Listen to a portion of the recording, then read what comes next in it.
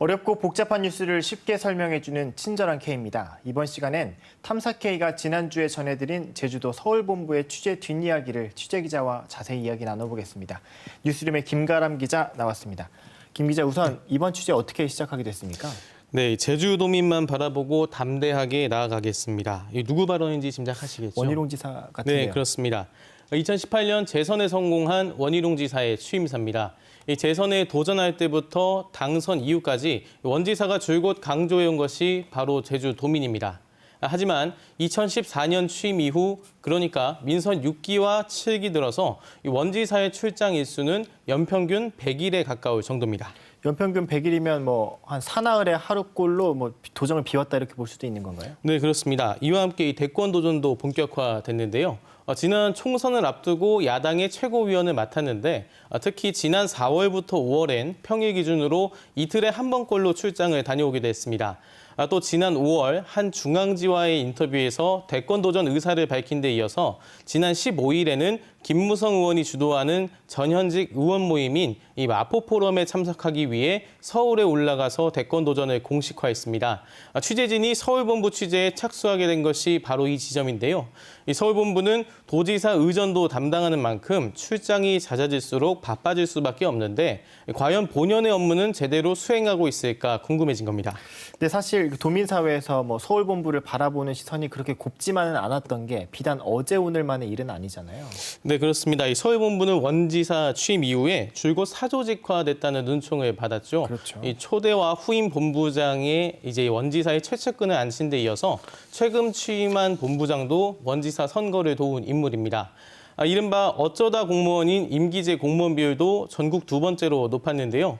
특히 6.13 지방선거를 앞둔 2018년 4월에는 이 본부장 등 임기제 공무원 6명이 한꺼번에 그만둔 데 이어서 재선 뒤 5명이 한꺼번에 복귀하기도 했습니다. 근데 어떻게 보면 이 서울본부의 성격이 어떤 정무적인 조직이기 때문에 그럴 수도 있지 않을까요? 네, 물론 그렇습니다. 다만 본연의 업무를 제대로 수행하고 있을 때 이제 이해할 수 있는 대목일 텐데요. 네. 사실 서울본부는 애초에 이 사업부서가 아닌 지원부서이기 때문에 정량적인 성과를 도출하기는 어렵습니다. 네. 그래서 취재진이 주목한 건 지역 현안 대국회 업무협조 현황입니다. 지역 현안 대국회 업무협조 현안이라면 이게 서울본부가 직접 작성한 자료인가요? 네, 그렇습니다. 이 서울본부는 원지사 취임 이후에 중앙절충 강화를 명분으로 기존 탐라 영재관에서 현재의 여의도 사무실로 옮기고 인원도 대폭 늘렸는데요.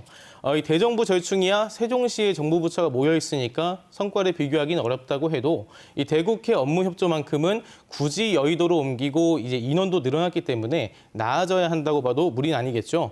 보다 명확한 성과 비교를 위해서 원지사 취임 전인 2013년과 지난해 현황을 들여다봤더니 이 추진 건수는 오히려 줄었고 특히 국비나 이 법률 관련 내용으로 좁혀보면 차이는 더 컸습니다. 근데 솔직히 사무실도 국회가 있는 여의도로 옮기고 인원도 늘리면 국회 협조 업무가 더 늘어나야 되는 게 좀 일반적일 것 같은데요. 네, 그렇습니다.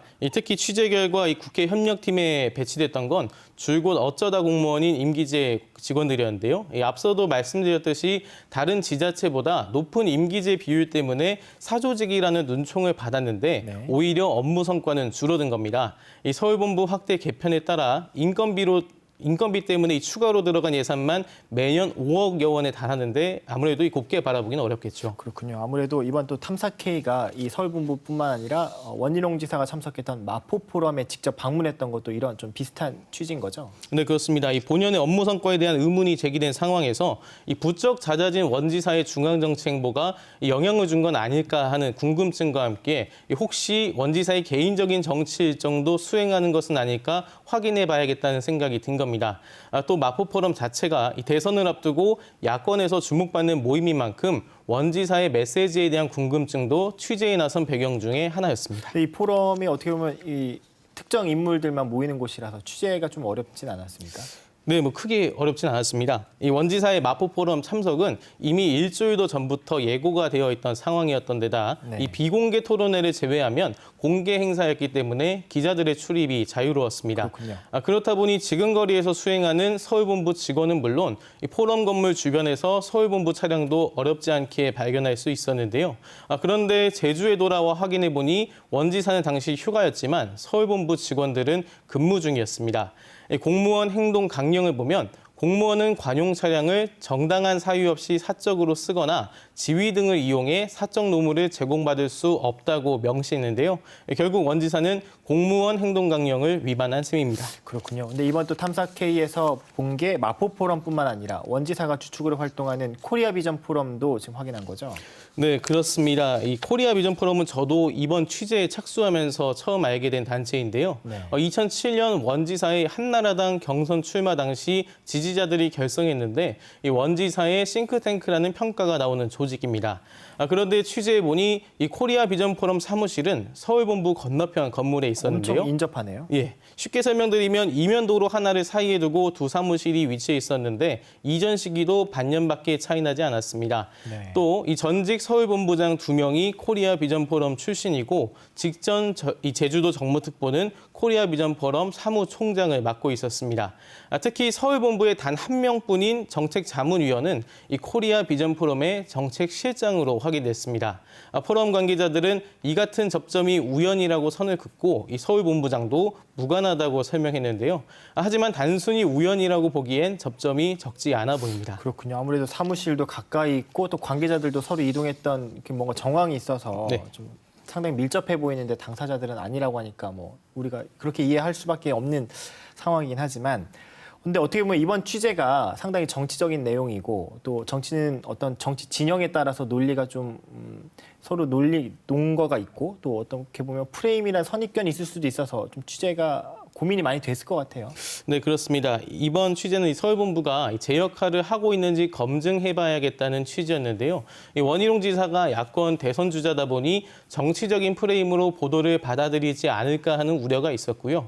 이런 고민에서 원 지사와 같은 이 국민의힘 소속 도의원 한 분도 만나봤습니다. 이 도의원은 서울본부의 역할 자체가 여야를 막론한 행정부와 국회의원을 만나는 업무이기 때문에 오히려 정무적인 감각이 뛰어난 사람들이 활동해야 한다는 의견을 전하기도 했습니다. 이게 정리하면 이 서울본부에 이 원지사의 이른바 측근들이 배치된다고 해서 문제라고 볼 수는 없다는 겁니다.